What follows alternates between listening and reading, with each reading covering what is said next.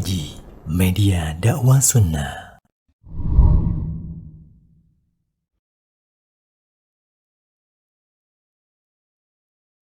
Bismillahirrahmanirrahim.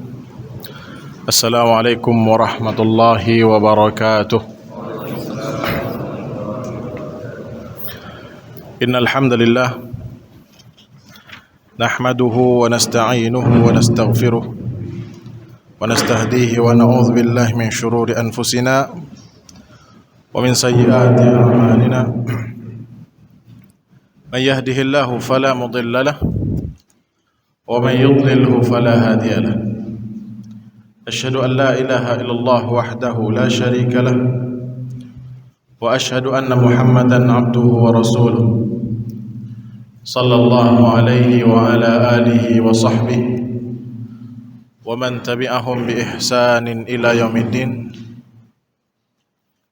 wa sallama tasliman katsira, amma ba'd. Allahumma 'allimna ma yanfa'una wanfa'na bima 'allamtana wa zidna ilma. Ma'asyiral muslimin wal muslimat, ikhwani wa akhwati fid din, azanillahu wa iyyakum. Pertama puji dan syukur marilah kita panjatkan kehadirat Allah Subhanahu wa taala yang kembali mempertemukan kita di rumahnya yang mulia ini dalam rangka mengenal Allah, mengenal Rasul sallallahu alaihi wasallam, dan mengenal agama Islam beserta dalil. Karena tiga hal inilah jalan keselamatan, baik itu di dunia ataupun di akhirat. Dan tiga hal inilah yang akan ditanyakan oleh malaikat ketika orang-orang yang mengantarkan jenazah kita di kuburan sudah meninggalkan kita sendiri di liang itu. Apabila kita berilmu tentang tiga hal ini dan mengamalkannya, maka Allah Subhanahu wa taala akan teguhkan jawaban kita. Yuthabbitullahu alladhina amanu bil qawli tsabit. Dengan jawaban yang teguh, mantap menjawabnya. Sebaliknya kalau kita tidak berilmu tentang tiga hal ini, apalagi jangankan mengamalkannya, berilmu saja tidak, maka jawabannya tentu adalah jawaban yang Rasulullah sallallahu alaihi wasallam telah ingatkan, hanya ikut-ikutan. Aku dengar orang bilang begini, saya pun bilang begitu. Ya. Inilah tujuan kita bersama-sama hadir di sini. Dan kehadiran di sini tentunya adalah ibadah yang akan bernilai pahala kalau sekiranya kita mengikhlaskan niat lillahi ta'ala. Kemudian salat dengan salam kita kirimkan pada baginda tercinta Nabi Muhammad sallallahu alaihi wasallam dengan ucapan Allahumma salli ala Muhammad wa ala ali Muhammad. Ikhwani wa akhwati fid din, azanillahu wa iyyakum. Saat ini kita masih dalam pembahasan tiga martabah, tiga level agama. Islam, di atasnya iman, dan yang tertinggi adalah ihsan. Saat ini kita membahas tentang Islam. Kita sudah membahas rukun Islam yang pertama, la ilaha illallah Muhammadar Rasulullah. Rukun Islam yang kedua, salat. Dan rukun Islam yang ketiga, zakat. Berikutnya kita akan membahas tentang dalilus siyam, sebagaimana yang dituliskan oleh Syekh Muhammad bin Abdul Wahhab. Wa dalilus siyami ya ayyuhalladzina amanu kutiba alaikumus siyamu kama kutiba alal ladzina min qablikum la'allakum tattaqun. Dalil tentang puasa, rukun Islam yang keempat. Di surah Al-Baqarah ayat 184. Allah mengatakan, wahai orang-orang yang beriman, kutiba, diwajibkan, alaikum, atas kalian, sebagai beban syariat, ya, taklif, as-siyam, puasa, diwajibkan pada kalian puasa, kama kutiba alal ladina min qablikum, sebagaimana telah diwajibkan kepada kaum-kaum sebelum kalian, la'allakum tattaqun, agar kalian bertakwa.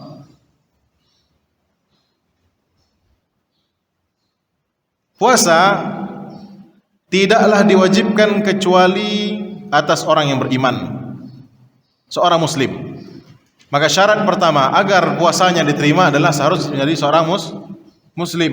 Haruslah orang yang mengucapkan la ilaha illallah, haruslah ikhlas.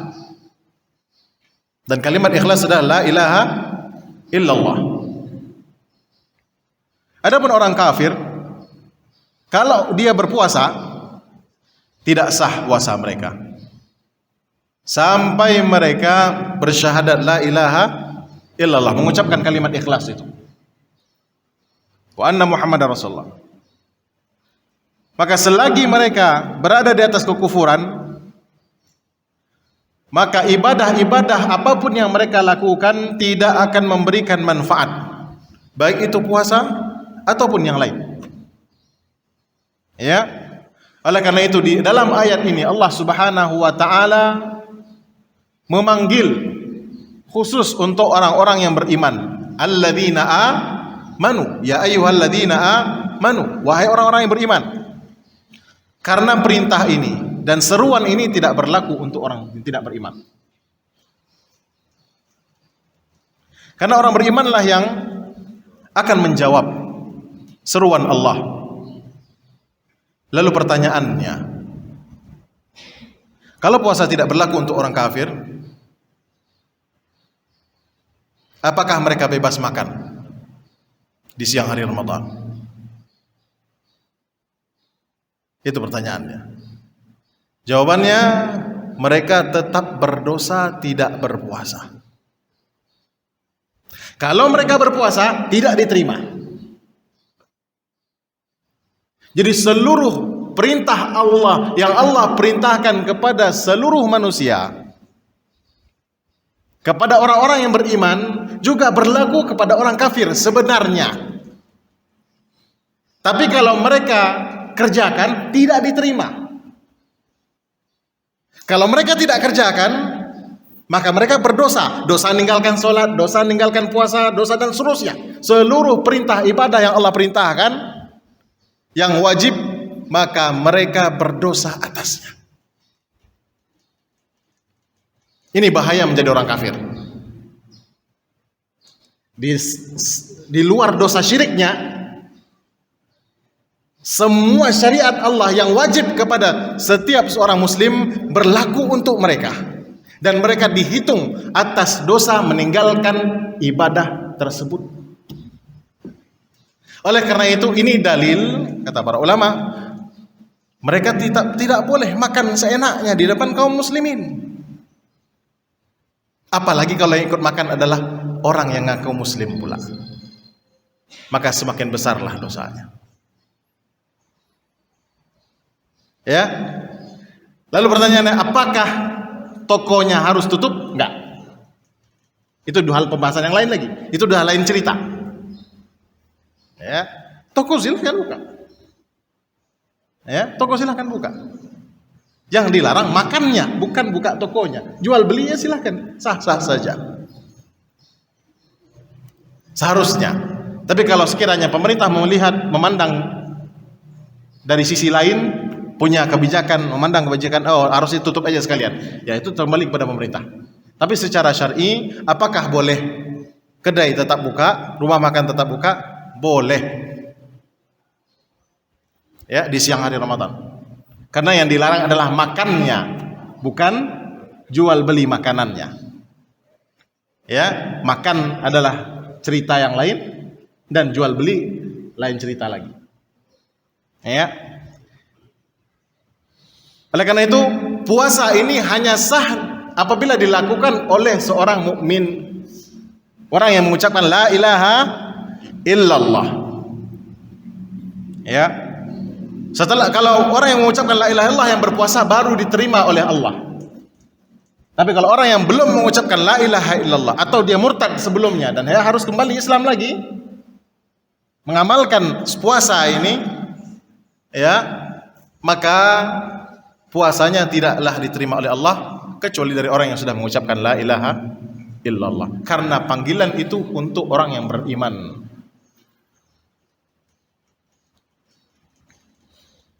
Kutiba alaikumus shiyam.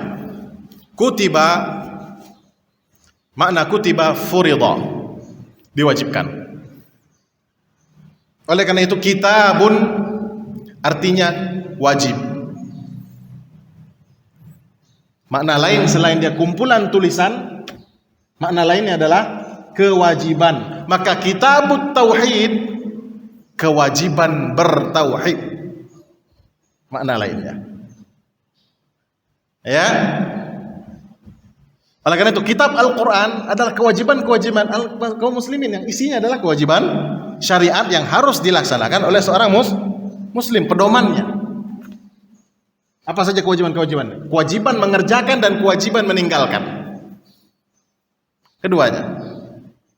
Karena syariat itu berisi perintah dan larangan. Nah itu. Jadi makna kitab, makna kutiba, maknanya furida, diwajibkan. Begitu juga kutiba alaikumul qital, diwajibkan kepada kalian berperang jihad. Ya. Oleh karena itu setiap ada kata kutiba di dalam ayat maknanya wajib. Ya, di dalam Al-Qur'an setiap ada kata kutiba berarti wajibah. Furida, diwajibkan. Furida artinya fardu ain. Wajib. Fardun artinya wajib. Kalau fardu ain, wajib aini setiap orang. Fardu kifayah ya adalah kewajiban yang dikerjakan oleh sebagian, maka gugur kewajiban itu. Ya, awalnya wajib kepada seluruh kita, tapi kalau sudah ada yang mengerjakan, maka kewajibannya menjadi gugur karena sudah terlaksana. Tapi fardu ain tidak ada alasan, semua kita wajib. Itu bedanya fardu ain dan fardu kifayah. Kama kutiba 'alal ladzina min qablikum, sebagaimana telah diwajibkan kepada orang-orang sebelum kalian dari umat-umat sebelum kita.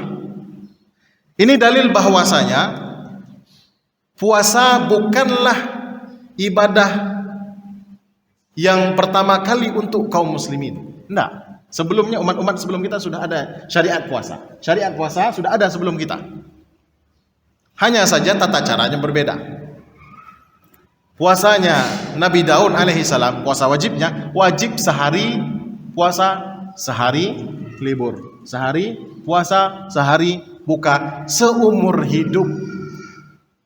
Dari dia balik sampai akhir hayatnya. Ya. Tapi kalau kita hanya 1 bulan dalam 12 bulan yang ada, sisanya free. Yang ada puasa sunnah, gitu ya. Nah, jadi syariat puasa sudah ada sebelum umatnya Nabi Muhammad sallallahu alaihi wasallam. Dan jiwa manusia kadang-kadang memang keberatan dengan adanya puasa ini. Kenapa? Karena perut harus dikosongkan. Syahwat kita, keinginan kita untuk makan, keinginan kita untuk minum, keinginan kita untuk melakukan hal-hal yang dilarang di dalam puasa, itu membuat kita berat. Dan itu manusiawi. Ya. Lalu Allah Subhanahu wa taala menjelaskan bahwasanya ya, hal itu terjadi kepada setiap umat. Karena memang jiwa kita manusiawi. Dan manusia baik itu di umat Nabi Muhammad ataupun di umat sebelum kita, berlaku itu. Keberatan hati kita, keberatan jiwa kita untuk berpuasa itu ada rasa berat. Disitulah ujiannya. Ya, disitulah ujiannya. Ya, bahkan di zaman jahiliyah puasa itu ada. Ya, mereka berpuasa pada hari Asyura. Ya, orang-orang Quraisy memuliakan hari Asyura dengan berpuasa. Lalu Allah lanjutkan lagi ayatnya, la'allakum tattaqun. Ini Allah menjelaskan hikmah dari puasa, tujuannya adalah agar kita bertakwa. Ya. Dan Allah juga menegaskan bahwasanya berpuasa adalah sebab ketakwaan. Kalau kita ingin jadi bertakwa, salah satu sarana agar kita bisa bertakwa kepada Allah adalah dengan berpuasa. La'allakum tattaqun. Ya, karena puasa membuat seorang hamba, seorang manusia harus meninggalkan semua keinginan-keinginannya, meninggalkan semua syahwatnya dalam rangka taqarrub, mendekatkan diri kepada Allah Subhanahu wa taala sehingga dia bisa meraih ketakwaan. Ya. Sebagaimana juga puasa itu akan memecahkan dan menghancurkan nafsu syahwat kita. Karena syaitan itu berjalan di urat nadi anak Adam, di peredaran darah kita. Nah, setiap kita mengkonsumsi apa yang diinginkan oleh syahwat kita, maka di situ semakin syaitan bisa mencengkramkan pengaruhnya kepada kita. Ya. Dan dengan meninggalkan syahwat, setiap kita menuruti syahwat, syaitan semakin kuat. Dan semakin kita meninggalkan syahwat, syaitan akan semakin lemah. Itu otomatis. Ya. Kenapa? Karena ketika syahwat makan, syahwat minum, keinginan kita untuk makan, syahwat itu artinya keinginan. Keinginan kita untuk makan dan keinginan kita untuk minum itu kita tahan, walhasil nutrisi yang masuk tertahan. Dengan nutrisi yang masuk tertahan, maka keleluasaan syaitan untuk beredar di dalam peredaran darah kita itu semakin sempit, semakin sulit. Sehingga akhirnya ya syaitan pun akan semakin berkurang pengaruhnya kepada orang yang berpuasa. Dan sehingga akhirnya orang yang berpuasa lebih mudah untuk mencapai dan meraih ketakwaan daripada orang yang tidak berpuasa. Kenapa? Karena sarana syaitannya sudah dihalangi. Ya. Dan inilah faedah dari berpuasa. Akan menyebabkan ketakwaan, ya. Dan takwa yang dimaksud di sini adalah meninggalkan maharim, segala yang diharamkan. Ya. Syahwat yang haram. Karena manusia apabila meninggalkan hal-hal yang mubah dalam rangka ketaatan kepada Allah Subhanahu wa taala, itu tentunya lebih baik. Ya. Kalau meninggalkan yang haram itu wajib. Ya. Dan dengan berpuasa kita bisa melatih jiwa kita, ya, untuk menghindari hal-hal yang diharamkan oleh Allah Subhanahu wa taala. Dengan cara melatih meninggalkan yang mubah. Kalau yang mubah saja kita sudah terlatih untuk meninggalkannya, makan kan mubah untuk kita, minum mubah untuk kita, yang mubah saja kita tinggalkan, dengan begitu terlatih, apalagi yang haram, maka semakin terlatihlah kita untuk meninggalkan yang haram. Karena kita sudah terbiasa menahan syahwat kita. Mau makan, kita puasa, tahan. Ya, sudah terbiasa melatih diri untuk menahan dari syahwat yang mubah, walhasil syahwat kepada yang haram tentunya akan lebih mudah untuk dikendalikan. Oleh karena itu, kita akan temukan orang yang berpuasa jauh lebih mudah untuk mendekatkan diri kepada kebaikan. Lebih mudah dia untuk mau baca Quran, lebih meringan dia untuk mengerjakan salat, lebih mudah dia untuk segera ke masjid. Kenapa? Karena tidak ada makan yang dia pikirkan. Ya, mau ke masjid lah terhidang makan. Mau ke masjid sudah terhidang makan. Sementara kalau dia dalam kondisi tidak berpuasa, maka itu akan mengganggu kekhusyukan salatnya. Tapi kalau dia dalam kondisi berpuasa, lihat hidang makan, ya biasa aja. Kenapa? Orang lagi puasa. Nah, cuek saja. Ya, tinggal dia berlalu saja melewati makanan tersebut, dia langsung menuju ke masjid. Bisa dia datang ke masjid mungkin sebelum azan malah. Tapi kalau dalam kondisi tidak berpuasa, latah hidang sebentar lagi komat. Dia orang itu latah hidang, komat orang, kita baru akan boleh makan. Ya, kenapa? Karena memang perintah Rasul dahulukan makan kalau sudah terhidang dan perut sedang kosong pula, kan? Sudah mulai menjerit-jerit di situ. Terus kalau kita paksakan untuk sholat, maka pikiran kita akan terganggu oleh ya hidangan tadi kayaknya sedap tuh, kapan selesai sholat nih. Ya. Nah itu. Jadi orang yang berpuasa tentunya lebih mudah baginya untuk mengerjakan ketaatan. Ya. Ini makna dari la'allakum tattaqun. Jadi syahidnya dari ayat ini ada kutiba alaikumusiyam. Ini dalil dari wajibnya rukun Islam yang keempat, yaitu puasa. Ikhwani wa akhwati fiddin, azanallahu wa iyyakum.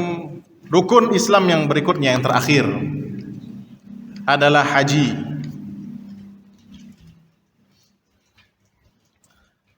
Dalil tentang haji,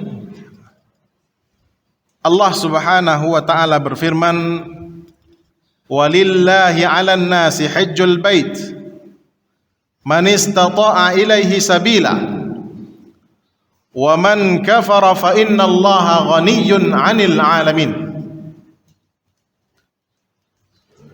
Walillahi 'ala di sini artinya wajib, yajibu 'alal nasi, perintah, ada kewajiban dari Allah ke atas manusia untuk berhaji di Baitullah. Man istata'a ilaihi sabila, bagi siapa yang mampu untuk melaksanakannya. Dan barang siapa yang kufur kepada Allah, Allah mengaitkan dengan tidak haji dengan kekufuran. Allah mengaitkan apa? Orang yang tidak mau haji dengan kekufuran. Dan kufur ini umum, bisa kufur akbar dan bisa kufur asghar.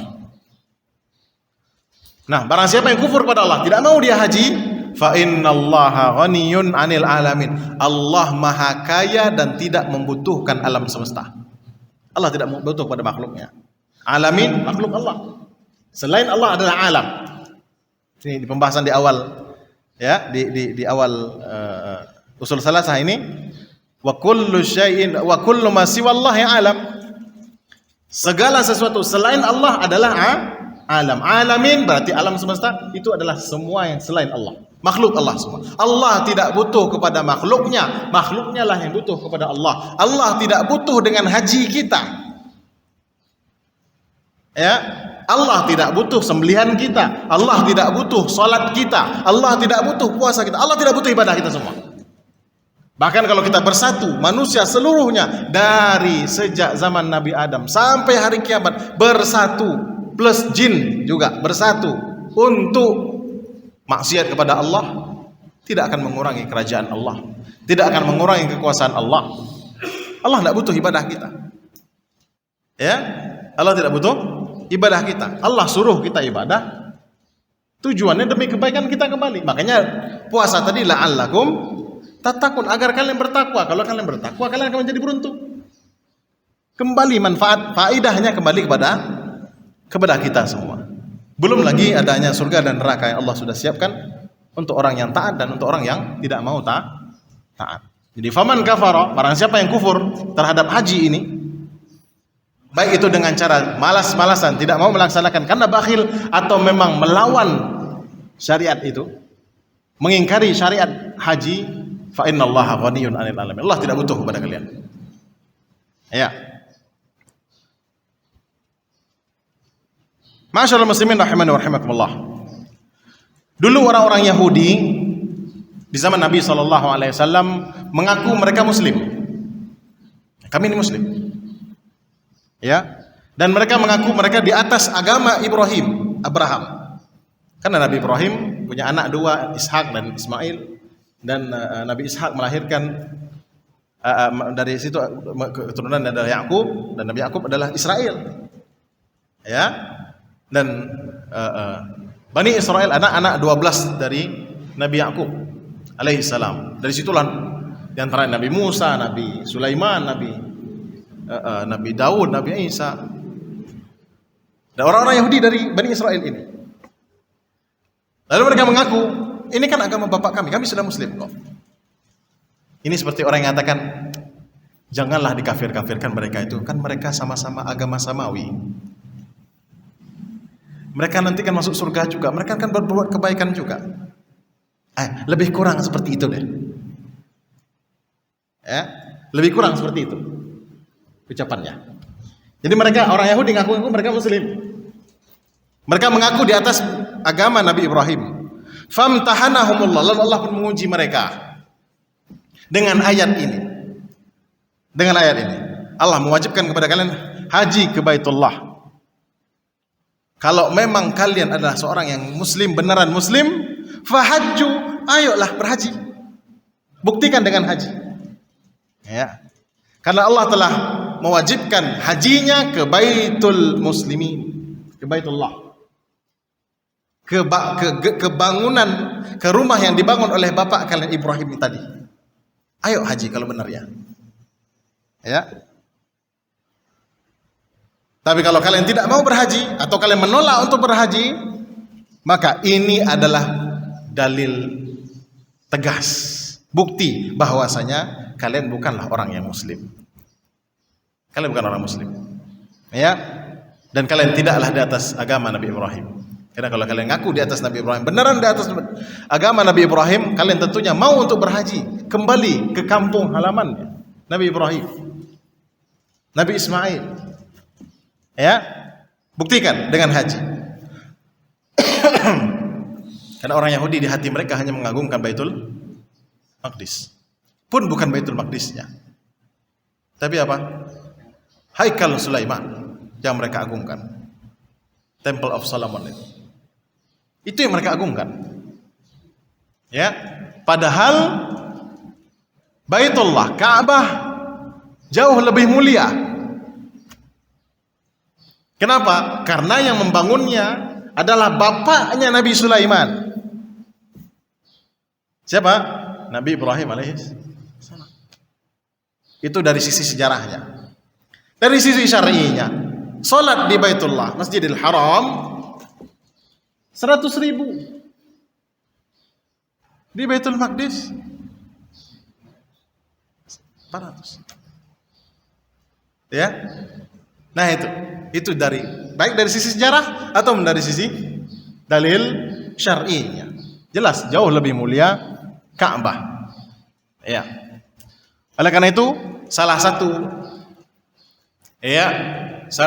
alat bukti yang Allah Subhanahu wa taala jadikan ya untuk menguatkan bahwasanya membantah orang-orang Yahudi ini yang mereka mengaku katanya mereka muslim, ayo berhaji kalau memang ia muslim.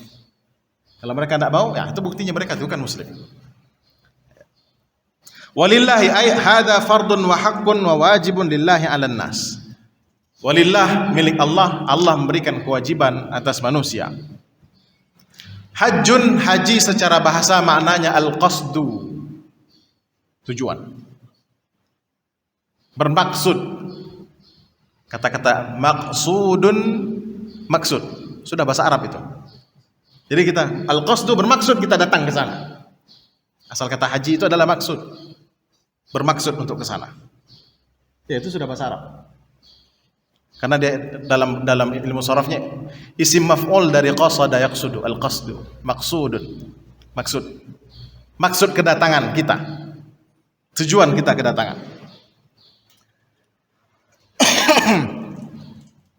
Dan haji secara syar'i definisinya adalah bermaksud mendatangi Ka'bah serta masyair, tempat-tempat masyair al-muqaddasah yang suci seperti Arafah, Mina, Muzdalifah dan masyair-masyair lainnya fi waqtin makhsus, di waktu yang khusus. Makanya waktu haji itu hanya khusus musim haji. Dan sudah ditentukan tanggal sekian harus di sini, tanggal sekian harus di sini, tanggal sekian harus di sini, harus bermalam di sini. Waktunya sudah ditentukan. Jadi waktu maksus, waktu yang khusus yang sudah ditentukan oleh Allah Ta'ala. Li'ada'i ibadatin maksusah, untuk melaksanakan sebuah ibadah, ritual-ritual ibadah yang Allah khususkan. Ada tawafnya, ada sa'inya, yang tidak bisa dilakukan di tempat lain. Ada wukufnya, ada menyembelihnya, dan ibadah-ibadah lainnya yang berkaitan dengan seluruh manasik haji. Itu yang namanya ritual-ritual itu dinamakan manasik. Jadi kalau kita manasik umrah, manasik haji, itu namanya kita sedang berlatih ritual-ritual haji dan ritual-ritual umrah apa aja. Nah, nanti kalau kita sampai di sini kita berihram, Pak. Apa yang dibaca? Ada bacaan khususnya. Apa yang dilakukan? Ada yang dikhususkan. Ketika tawaf, apa yang harus dilakukan? Ketika bertemu Hajar Aswad, apa yang harus dilakukan? Ini namanya manasik. Ya, ritual-ritual. Selama haji ataupun umrah. Man istata'a ilaihi sabila, ini syarat. Syarat untuk dia jadi wajib adalah mampu. Istita'ah, kemampuan. Baik itu kemampuan secara fisik dan kemampuan secara finansial. Mampu secara fisik dan mampu secara harta. Mampu secara fisik bagaimana? Dia mampu untuk berjalan, mampu untuk berkendara, mampu untuk berpindah dari satu negeri ke negeri yang lain tanpa kesulitan. Kalau dia harus berpindah, ngangkut satu peralatan satu rumah sakit, itu tidak bisa namanya. Pindah bisa, tapi harus ngangkut satu peralatan rumah sakit. Yang hidungnya yang satu dipakai oksigen, yang satu pakai makan, yang satu tempat buang airnya, itu sudah dianggap tidak mampu. Ya, itu terlalu memaksakan namanya. Tapi kalau sudah sampai di sana, jemaah haji yang sudah di sana, biasanya kalau dia kondisinya sakit memang harus di atas, terbaring di atas. Nah biasanya itu ketika hari Arafah diangkut semua.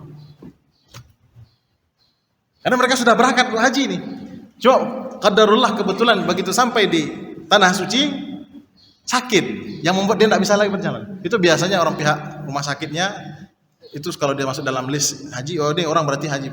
Nanti disiapkan itu khusus, ada ambulan khususnya, bahkan ada helikopter khususnya. Begitu subhanallah. Usaha pemerintah Saudi bagaimana orang yang sudah berangkat itu jangan sampai pulangnya sia-sia, nggak dapat. Ya, diangkut itu semua. Semua harus wukuf dari siang hari tanggal 9 Zulhijjah itu dari zawal sampai maghrib. Karena itulah inti haji.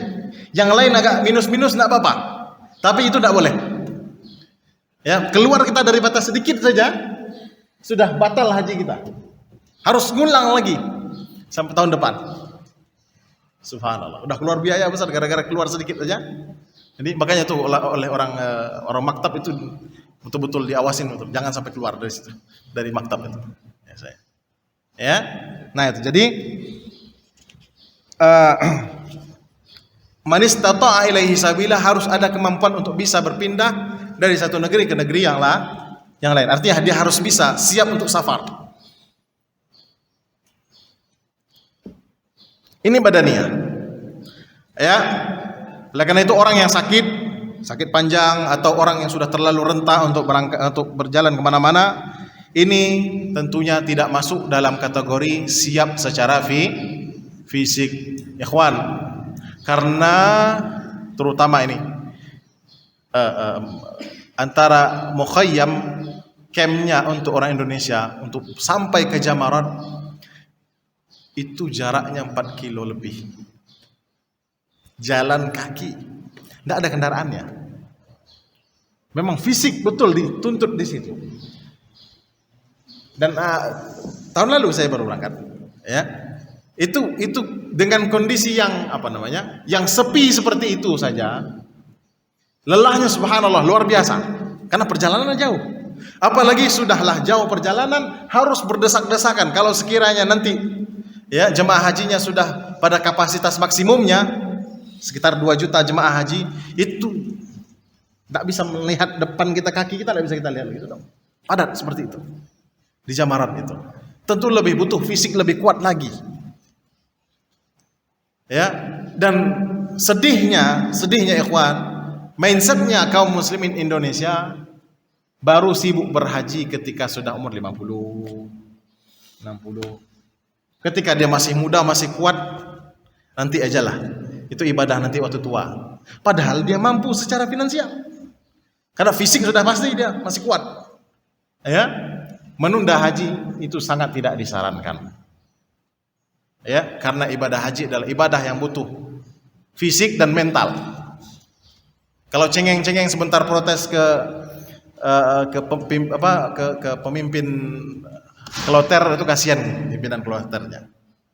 Ya, ketua kloternya kasihan, sebentar kena protes. Ya, karena kita ke sana berniat ibadah, maka Allah akan berikan kita kepada ujian-ujian. Entah airlah yang mampet, entah AC-nya yang rusak, entah makannya yang kurang, minumnya yang kurang. Allah akan berikan apa saja selama berapa? Sekitar 60 hari, 70 hari berada di tanah suci. Jadi apapun, karena hotelnya lah yang tidak bagus. Jangan banyak cengeng. Kita ke sana pergi ibadah, dan ibadah ingat harus ada ujian. Ini bagi pembimbing ini perlu ditekankan. Kita ke sana pergi ibadah, dan ibadah itu tidak ada yang mulus. Semakin mulus ibadah semakin dipertanyakan. Semakin tidak mulus dia semakin banyak berarti penggugur dosa kita. Ya, ini. Jadi betul-betul butuh fisik dan mental. Tidak bisa mental cengeng seperti itu, tidak mau dia. Ya, sebentar mengeluh. Ya, keluhkan semuanya kepada Allah Subhanahu Wa Taala. Doakan agar semuanya lancar. Dan yang tentunya yang belum, berdoa agar Allah Subhanahu Wa Taala segera memanggil kita ke tanah suci. Amin ya rabbal alamin. Jadi istita'ah yang pertama secara fisik, kemampuan secara fisik. Berikutnya kemampuan secara finansial. Tersedianya kendaraan untuk ke sana. Baik itu pakai kendaraan darat, mobil, pesawat, kapal dan seterusnya. Ya. Setiap zaman tentu sesuai dengan kendaraan zamannya. Ya. Bahkan kalau dulu katanya di tahun 50-an itu kendaraannya adalah orang. Dan yang paling ditunggu adalah jemaah Indonesia karena badannya kecil-kecil, duitnya besar-besar. Nah, itu biasanya. Dan kata dosen-dosen kami bilang, kami tahun 50-an itu memandang pakaian yang berwarna-warni tidak akan pernah bisa kecuali ketika musim haji. Itulah waktu di mana kami bisa melihat orang pakai pakaian warna-warni. Karena kami yang ada warna kusam saja. Kenapa? Karena padang pasir tidak mendukung. Dan saat itu warna pakaian adalah sesuatu yang mewah. Begitu sulitnya mereka dulu. Dengan tauhid Allah muliakan mereka. Jauh lebih mulia daripada kita akhirnya. Secara finansial lebih tinggi dari kita. Itu hasil dari berkah tauhid. Kita dulunya kaya, walhasil akhirnya terbalik.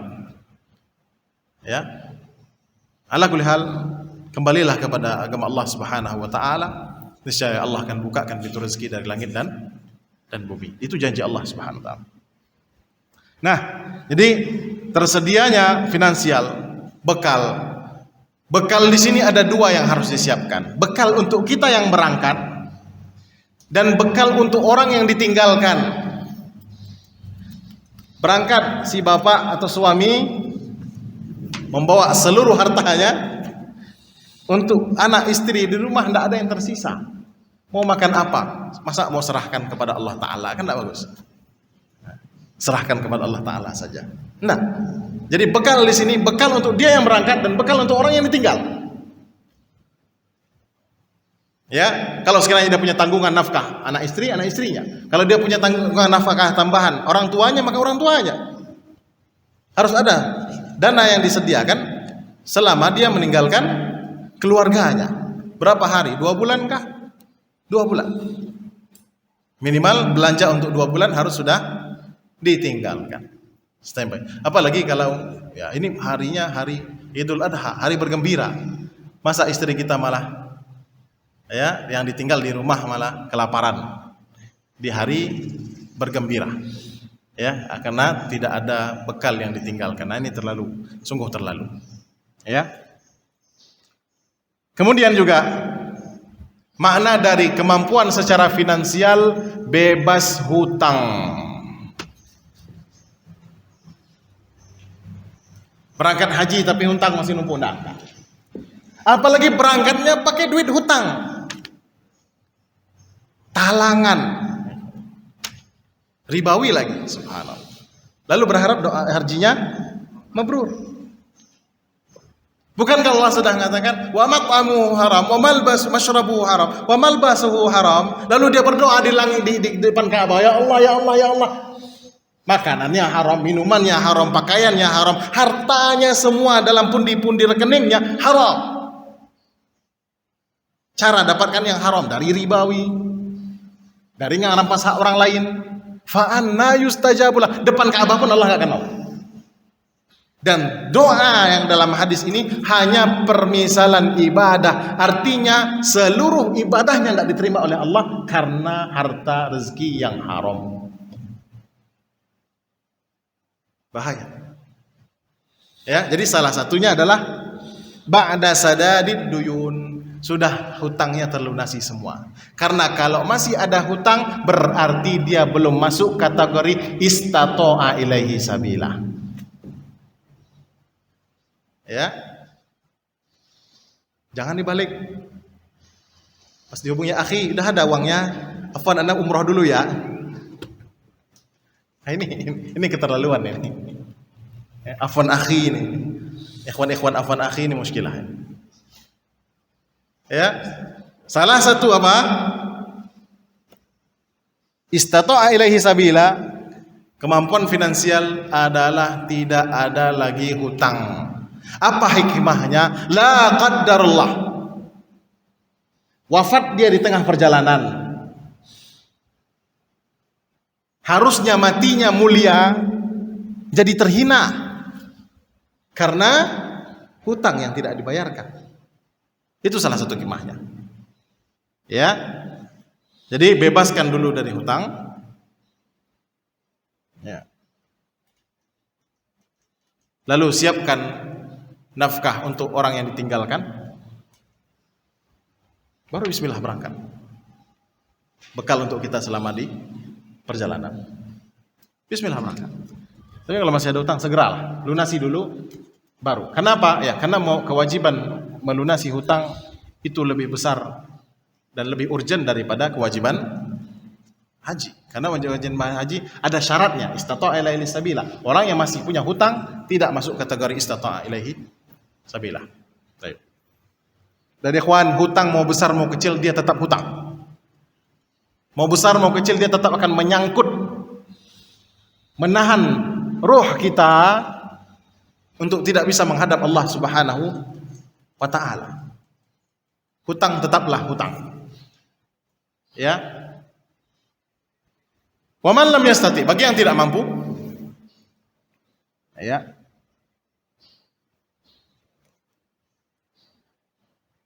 maka dia tidak wajib untuk haji. Oleh karena itu program talangan haji, dana haji ini sejak tahun berapa? Sekitar 20 tahun yang lalu. Sebelumnya yang berangkat tahun itu adalah yang mampu bayar full. Dan itu sudah benar. Dan itu yang dilakukan oleh pemerintah Saudi Arabia untuk rakyatnya. Ya. Yang boleh berangkat haji adalah membayar full langsung untuk tahun itu. Berarti dia mampu bayar langsung full. Baru dia akan mampu. Biaya hajinya misalnya 100 juta, lalu dia baru bayar 25 juta, langsung dapat nomor antrian. Ini tentunya, padahal ternyata memang kenyataannya dia belum mampu. Tapi dia dengan berharap, dengan waktu sekian, dia baru akan bayar. Ini berarti dia belum mampu. Yang mampu itu adalah tahun itu haji, tahun itu dia sanggup bayar. Kalau belum sanggup, ya ditabung dulu. Jangan gara-gara itu antrian menjadi panjang. Ini maksudnya. Tapi Allahu a'lam. pemerintah kita mungkin punya pandangan sendiri, akhirnya mereka luncurkan program itu. Walhasil orang yang sebenarnya pun tidak mampu jadi ikut-ikutan. Apalagi yang sampai ditalangi oleh bank. Ini semakin membuat runyam permasalahan. Kita khawatir, kita tidak katakan pasti, tapi kita khawatir hajinya tidak mabrur. Kenapa? Karena dengan batuan pinjaman ribawiyah. Ya, khawatir kita. Kita kalau bisa dalah cuman sekali seumur hidup, ya, lalu gagal pula. Ya, tersangkut pula. Ini sangat-sangat disayangkan. Alangkah ruginya. Alangkah ruginya. Jadi kalau belum bisa, maka tidak ada kewajiban haji. Karena adanya man istata'a ilaihi sabila ini.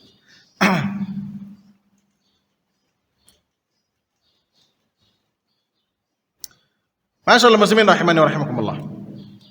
Kalau dia secara finansial mampu, namun secara fisik tidak, maka Allah Subhanahu wa taala dan Rasulnya memberikan solusi dengan yang namanya badal haji. Haji yang dibadalkan. Cari orang yang sudah pernah berhaji, kasih dia biaya untuk berangkat haji dengan niat orang yang membayarkan. Atau orang tua kita. Dan seterusnya. Dan ini tetap wajib. Kenapa? Karena berhaji adalah hutang kita kepada Allah Subhanahu wa taala. Hutang kita. Kita kan belum mampu nih sekarang, belum mampu bayar. Berarti kita masih berhutang kepada Allah. Kewajiban ini tetap wajib atas kita. Ya, oleh karena itu apabila orang tersebut sudah wafat dan di kemudian hari anak-anaknya jadi orang-orang yang mampu, Allah berikan rezeki lebih, maka hendaknya bagi seorang anak yang saleh segera carikan biaya untuk menghajikan badal orang tuanya yang sudah wafat. Atau dia yang berangkat sendiri kalau sekiranya dia sudah haji, dia yang membadalkan. Ini anak yang saleh. Ya, kenapa? Karena hutang.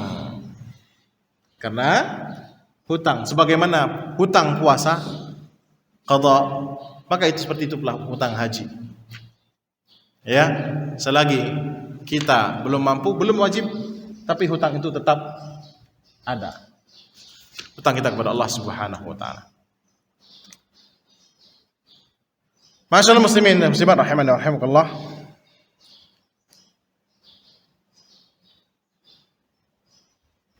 Orang yang berhaji datang dari segala penjuru dunia.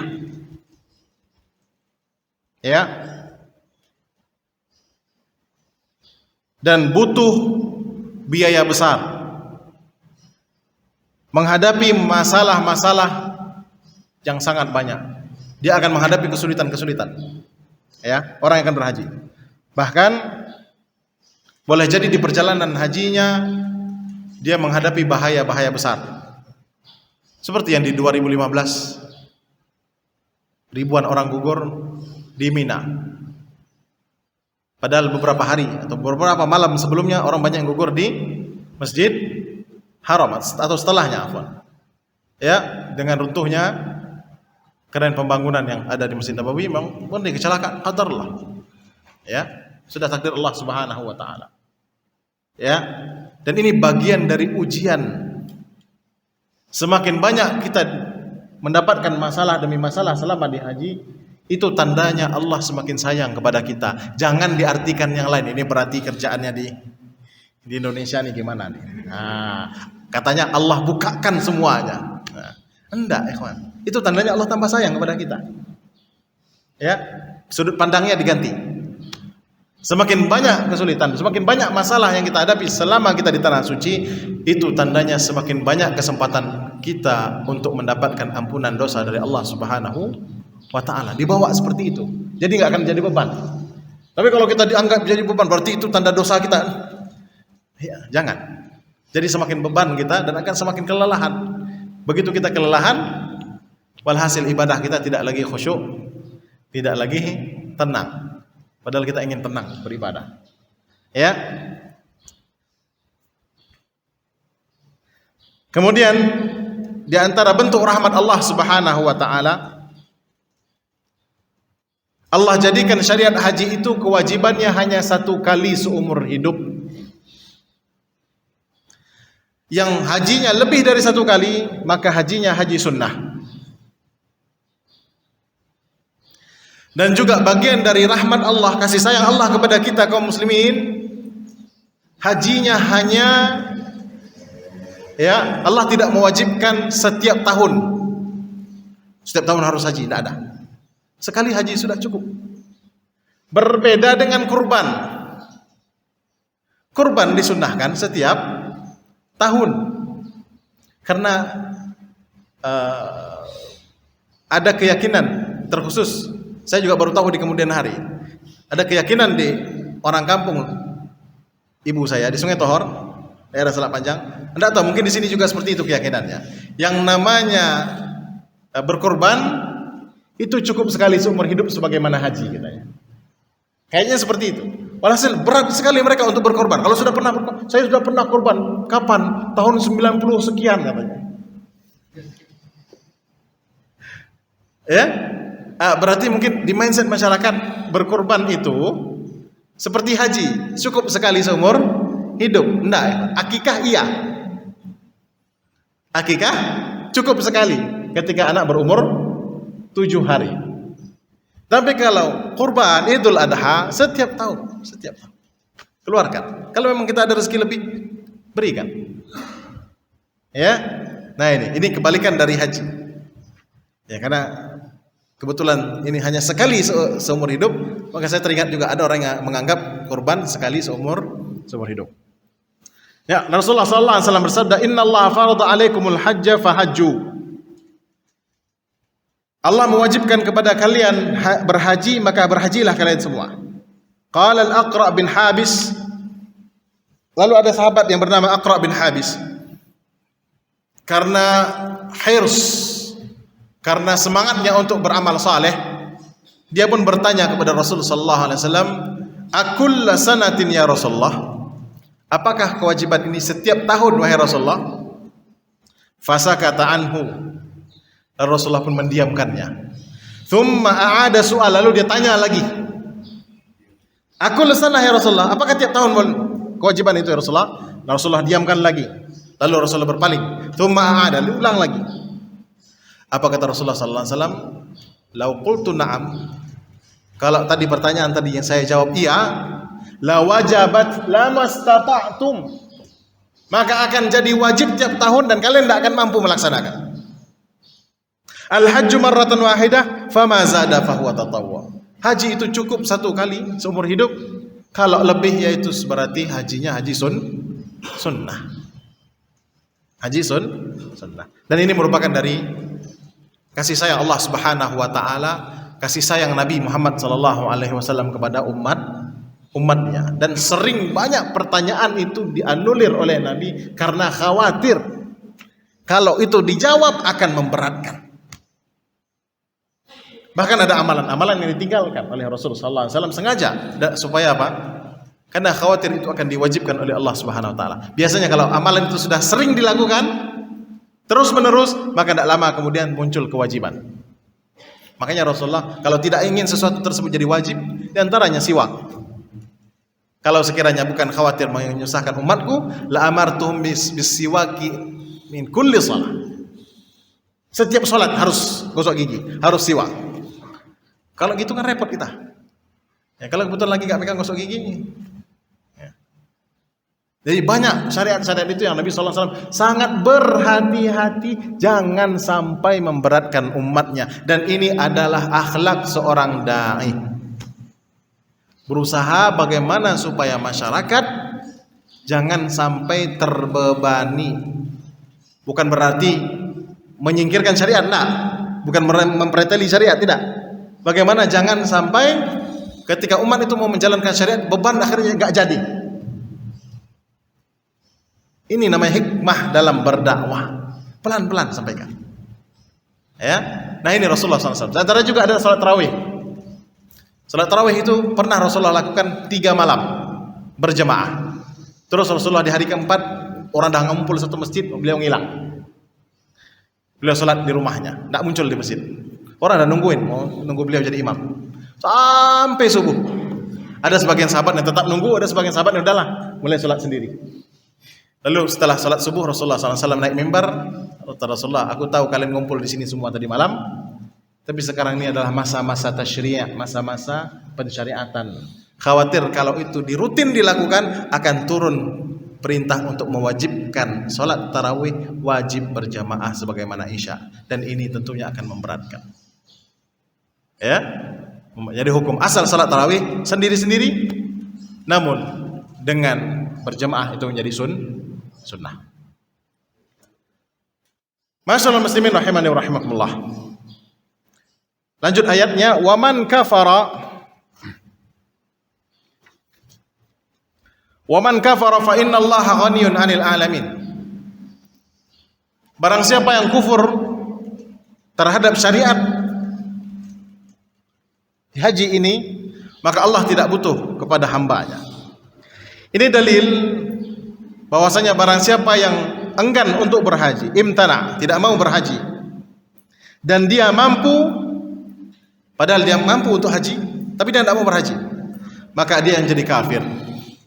Karena Allah mengatakan waman kafara, ya, artinya tidak mau untuk haji dan dia mampu untuk haji, maka ini merupakan kekufuran. Qad yakunu asghar, boleh bisa jadi kufurnya kufur asghar,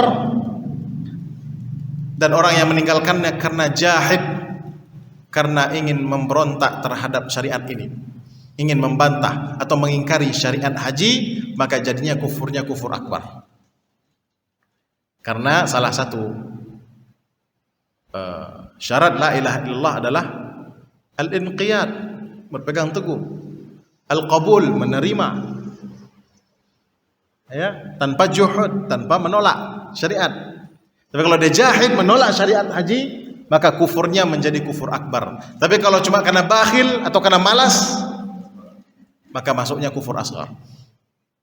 Ini kufur itu ternyata bertingkat-tingkat, tidak satu tingkat saja. Tidak otomatis kafir langsung masuk keluar dari Islam, enggak, maksudnya bisa kufur asghar. Karena ada syirik asghar dan ada kufur asghar. Ya. Kufur nikmat termasuk kufur asghar. Ya.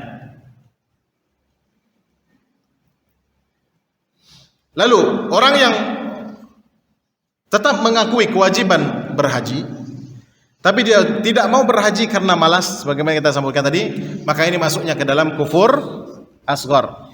Akan tetapi apabila dia wafat dan dia punya harta, maka dia harus dihajikan dari harta peninggalannya, dibayarkan badal dari harta peninggalannya sebelum warisan. Sebelum dibagikan hartanya sebagai warisan, maka salah satu kewajiban ahli warisnya adalah diantaranya mengeluarkan untuk kafan, penyelenggaraan jenazah, itu harus dari harta si mayit. Diantaranya juga hutang-hutang harus dari harta si mayit. Kalau ada wasiat, keluarkan dari harta si mayit. Kalau ada haji yang belum dilaksanakan, bayarkan badalnya dari harta si mayit. Nah itu. Ya, jadi karena itu adalah hutang kepada Allah Subhanahu wa taala, dan ayat ini menjelaskan wajibnya kita berhaji karena dia merupakan rukun dari salah satu rukun iman, rukun Islam, dan Rasulullah sallallahu alaihi wasallam menjelaskan ini adalah rukun Islam di dalam hadis Jibril yang masyhur. Ya. Dan kewajiban haji ini turun di tahun ke-9 Hijriah. Tahun ke-9 Hijriah menurut sebagian pendapat ulama. Ada yang berpendapat di tahun yang lain. Dan Nabi SAW ketika tahun itu turun kewajiban berhaji, Rasulullah tidak langsung haji, tapi Rasulullah SAW berhaji di tahun setelahnya, itu tahun ke-10. Kenapa?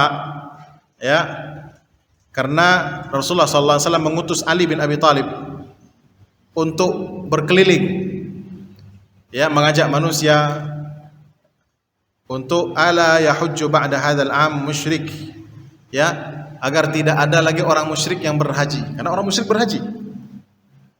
Ikhwan fiddin azanallahu wa yakum, kita ingatkan lagi, orang kafir jahiliyah berhaji setiap tahun.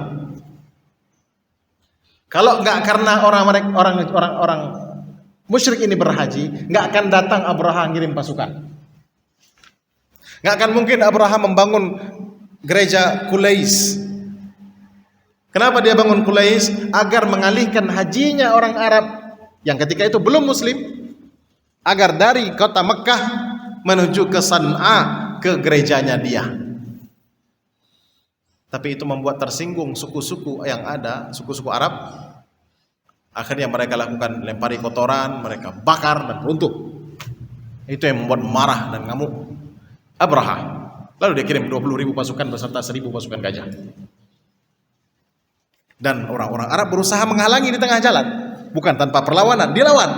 Tapi perlawanan menghadapi pasukan lengkap dengan senjata tercanggih saat itu, dengan pasukan bergajah, ya, yang tidak dimiliki oleh pasukan manapun ketika itu. Akhirnya di sepanjang perjalanan seluruh suku-suku Arab yang berusaha menghadang berhasil ditumpas dengan mudah, sampai akhirnya tiba di hadapan Ka'bah, ditumpaslah oleh pasukan Allah Subhanahu wa taala berupa burung-burung kecil yang membawa batu-batu kecil, yang setiap batu itu sudah tertulis nama orang yang akan dihantamnya. Kenapa? Karena orang Arab berhaji. Terus syariat hajinya dari mana? Dari syariat Nabi Ibrahim, Nabi Ismail alaihi wassalam. Jadi orang yang katakan orang Arab jahiliyah tidak beragama, salah. Beragama, tapi mereka sudah jauh melenceng dari agamanya yang benar. Ya. Dan ada juga agama lain selain itu, yaitu agama Nasrani. Namun agama Nasrani ini, ikhwan, sebenarnya tidak bisa untuk orang Arab, hanya khusus Bani Israel. Ya. Jadi kalau ada orang Indonesia memeluk agama Kristen, wahai saudaraku, agama itu bukan untuk Anda. Agama itu untuk orang-orang berhidung mancung, berkulit putih. Karena Bani Israel berhidung mancung dan berkulit putih aslinya. Baru di kemudian hari karena agamanya disebarluaskan. Bahkan Yahudi juga melakukan yang sama. Ketika mereka sebelum Abraha datang, mereka berusaha melakukan hal yang sama. Karena mereka ingin meyahudikan Jazirah Arab agar tidak ada kesempatan Nabi Muhammad itu lahir kecuali dalam kondisi sudah Yahudi. Itu tujuannya dulu. Karena mereka tahu Nabi terakhir akan diutus di Jazirah Arab, maka mereka berbondong-bondong menyahudikan Jazirah Arab agar nanti si Nabi yang terlahir ini terlahir dari perut kedua orang yang tua yang Yahudi. Itu tujuan mereka, agar Nabi ini beragama Yahudi. Amin Allah, mereka berbuat makar, Allah pun berbuat makar. Ya, nah ini. Jadi Nabi SAW mengirim Ali ke suku-suku yang ada agar mereka tidak boleh lagi jangan berhaji. Ya, akhirnya ini membuat emosi orang-orang Quraisy. Akhirnya orang Quraisy pun menghalangi kaum muslimin untuk berhaji lagi di tahun itu, tahun ke-10. Barulah di tahun berikutnya, yaitu di Haji Wada tahun ke-11, Rasulullah SAW berhaji. Allah Ta'ala. Ya, inilah dia syariat haji, rukun Islam yang terakhir, yang kelima. Ya, dan dalilnya walillahi ala nasi hijjul bait man istata'a ilaihi sabila. Masyaallah muslimin rahimakumullah. Kalau kita perhatikan rukun Islam, isinya adalah hal-hal yang berkaitan dengan amalan zahir. Salat, zakat, puasa, ya, dan haji. Amalan zahir. Dan syahadat, kedua syahadat adalah amalan zahir karena harus diucapkan. Dan nanti setelah itu rukun iman baru berkaitan dengan hal-hal yang batin. Ya, martabah yang kedua barulah dia berkaitan dengan hal-hal yang batin. Kita cukupkan sampai di sini dulu. Insyaallah kita akan lanjutkan pembahasan di pertemuan yang akan datang di martabah yang kedua, yaitu rukun iman. Rukun iman insyaallah taala di pertemuan yang akan datang. Semoga Allah Subhanahu wa taala mudahkan dan jadikan kita orang-orang yang istiqamah di atas jalan Allah Subhanahu wa taala, di atas Islam dan di atas sunnah Rasulullah sallallahu alaihi wasallam. Innahu waliyyu dzalika wal qadiru alaih. Kita akhiri subhanakallahumma bihamdik asyhadu an la ilaha illa anta astaghfiruka wa atubu ilaik. Wassalamualaikum warahmatullahi wabarakatuh.